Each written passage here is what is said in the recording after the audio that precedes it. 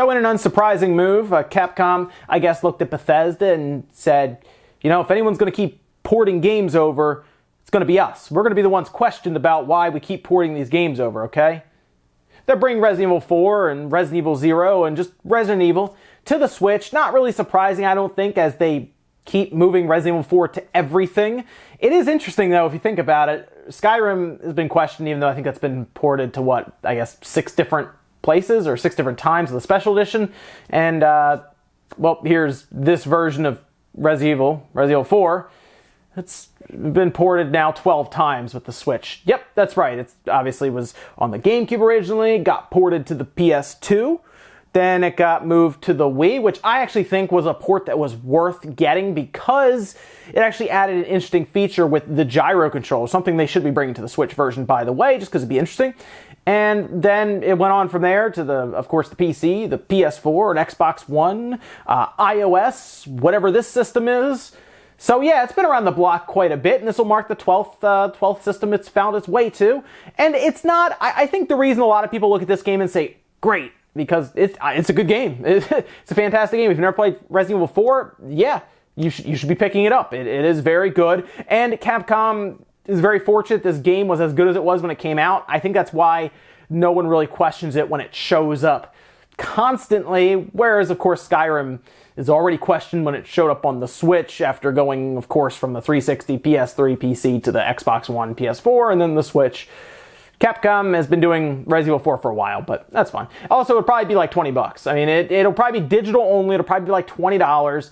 And the other ones are very interesting. Resident Evil 0, I mean, it came after Resident Evil 4 from what I remember, and Resident Evil 4 kind of set the bar, kind of set the standard for a more action-y based tank controls, yes, but action-y based Resident Evil. That's coming over, and then the original Resident Evil. Of course, all of those also went to the GameCube, so, you know, visually they'll look fine. They'll probably, you know, be set up for 1080p resolution and smoothed out and everything, so they're gonna look good. The PC version looks insane, by the way, with the mods that you can put on them. Resident Evil 4 specifically looks insane, so yeah, pretty cool to see this come over. Of course, it's portable, but if you had Resident Evil 4, you can technically play that on your GPD Win because the requirements aren't very high for that game. It's going to be pretty cool. This is coming out 2019, so next year. No real release date or anything, just that window for the year. I'm going to be curious to see how many people pick it up, and if they do add in the features, because keep in mind, Revelations, at least the second one, had gyro controls from what I remember playing. I remember we tested them here on the channel, and they worked well enough.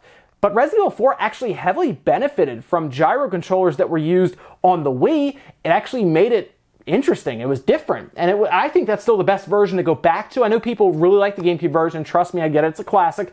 But I think the Wii added some interesting dimension with that gyro control. In fact, I would say it's actually easier to control because of that. Despite tank controls on the GameCube being a little awkward, if you go back and try it now, you will get used to them.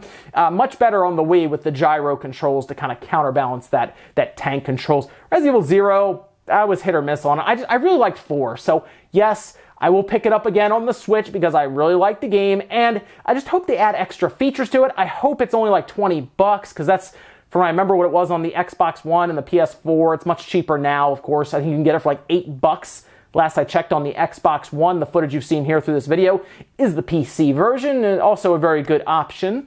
But it's interesting to see it on the Switch. We'll check it here on the channel, see how it plays, and also check out Resident Evil 1 and then Resident Evil 0.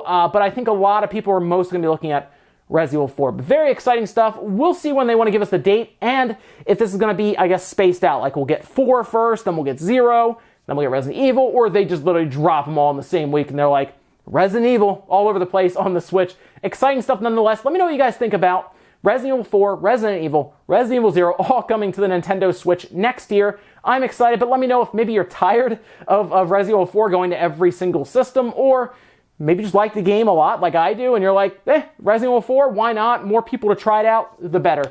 Thanks guys for watching. Make sure you hit the like button. It really does help out, if not the dislike. And I'll see you guys in the next video.